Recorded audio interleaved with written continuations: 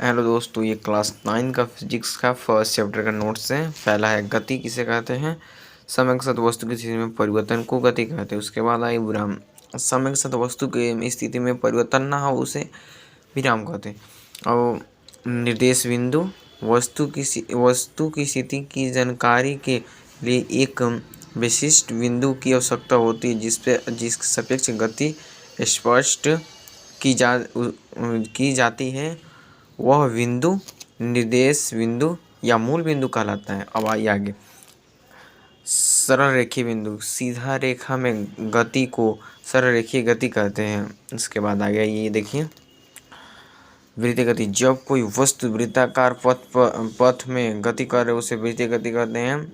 घूर्णन गति, जब कोई वस्तु अपने अक्ष पर घूमते हुए गति करे उसे घूर्णन गति कहते हैं। ये है जो मेन नोट्स है। आपको ये बस अपने कॉपी में लिख कर इसको याद कर लेना है। आगे देखिए,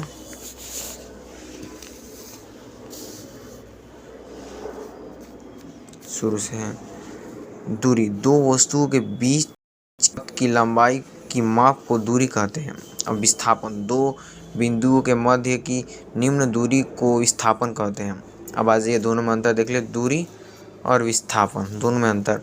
तो देखिए, तय की गई कुल लंबाई को दूरी कहते हैं और सबसे न्यूनतम माने दो बिंदुओं को जो सबसे छोटा इकाई माने सबसे कम देर में उसको तय कर लें उसको विस्थापन कहते हैं। जैसे मान लीजिए कि एक रास्ता है और एक ऐसा है, ये समकोण बन रहा है, तो इस सबसे पहले इधर से जाएंगे तो बहुत कम समय लगेगा और इधर से उसके बाद इधर जाएंगे तो ज़्यादा समय लगेगा, तो इसी को कहते हैं विस्थापन। और दूसरा में ये देखिए, तय की गई कुल लंबाई। अब देखिए, दूरी अदिश राशि है, ये सदिश है, इसका सही मात्रा मीटर, इसका भी सही मात्रा मीटर। इसका मान शून्य हो सकता है, दूरी का मान कभी शून्य नहीं हो सकता। आप कभी जाएंगे स्कूल आएंगे उसका मान शून्य होगा। मान के चलिए आपका स्कूल है 5 किलोमीटर दूर और उसके बाद आप आए 5 किलोमीटर दूर गए और आए तो आप 10 किलोमीटर दूरी तय की, दूरी का मान कभी शून्य नहीं होता। उसके बाद आइए, समान और असमान गति। एक समान, जब कोई वस्तु किसी निश्चित समय अंतराल में बड़े समान दूरी तय करे उस वस्तु एक समान गति में होगी।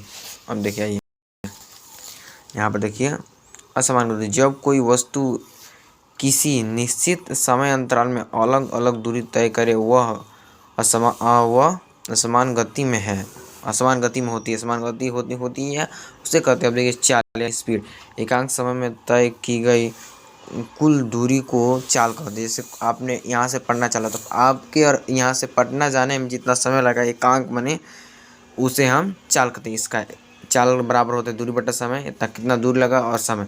इसका ऐसा ही मात्रा होता है मीटर प्रति सेकंड। नोट देखिए, किसी भी वस्तु की चाल स्पीडोमीटर के पता लगाए, माने किसी वस्तु को चाल स्पीडोमीटर उसमें होता है ना, उसको स्पीडोमीटर बोलते हैं, उसी से मापा जाता है कि कितना दूर वस्तु चली है। अब देखिए नोट, दूरी को मापने के लिए मापने वाला यंत्र ओडोमीटर होता है, ये ध्यान रखिएगा।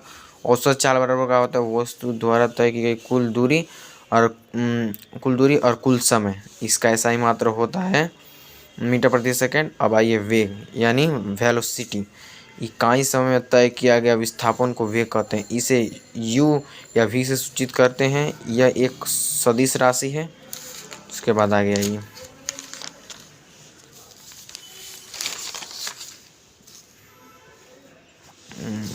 इसको देखिए, वेग बराबर होता है विस्थापन बटा समय, इसका ऐसा ही मात्रक होता है मीटर प्रति सेकंड। CGS मात्रक CH सेंटीमीटर प्रति सेकंड होता है, ये दूसरा मात्रक CGS सबका अलग अलग होता है, तो इसका CGS मात्रक सेंटीमीटर प्रति सेकंड होता है।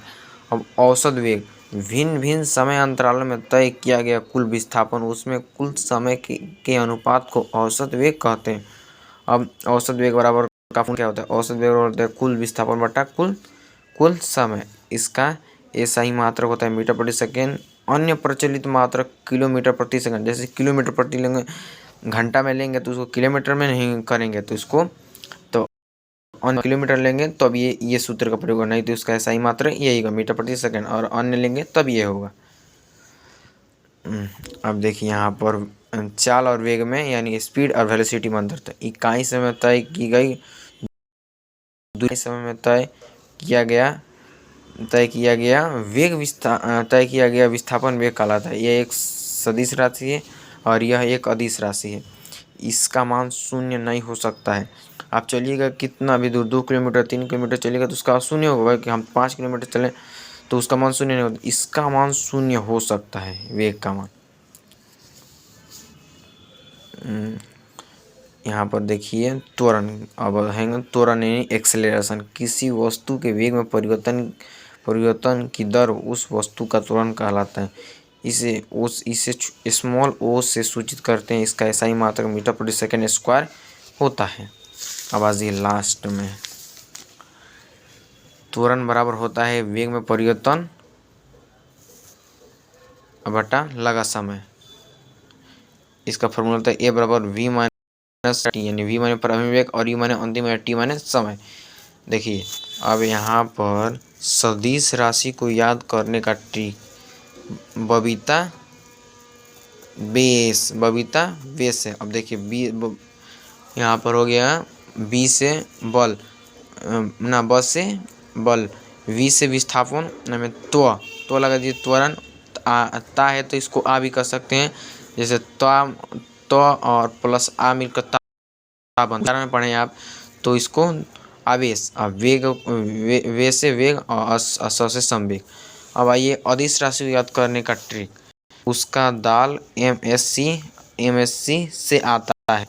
अब देखिए उसे ऊर्जा, स से समय, का से कार्य, दा से दाब, L से लंबाई और S साइलेंट रहता है, M से मास और S से स्पीड चाल, C से करेंट और आ से आयतन और ता से तापमान। ये हो गया। अब देखिए राशि कितनी होती है, अदिश राशि सदिश राशि। अदिश राशि में केवल परिमाण होता है और परिमाण और दिशा दोनों होता है। अब देखिए यहाँ पर गति के 3 समीकरण, V बराबर U प्लस AT और S बराबर UT plus half AT square, और ये V स्क्वायर बराबर U स्क्वायर प्लस 2S। अब देखिए यहाँ पर एक अदिश राशि और सदिश राशि में अंतर, इसमें केवल परिमाण होता है आपको बताएं, और इसमें परिमाण और दिशा दोनों होता है। यह बीजीय नियम का पालन करता है और ये सदिश योग नियम का पालन करता है। तो दोस्तों ये रहा इसका नोट्स, और वीडियो पसंद आए तो लाइक करें, सब्सक्राइब करें और अपने दोस्तों में शेयर करें। और आगे आप बताइए कि किस टॉपिक पर आपका नोट्स चाहिए। Thank you.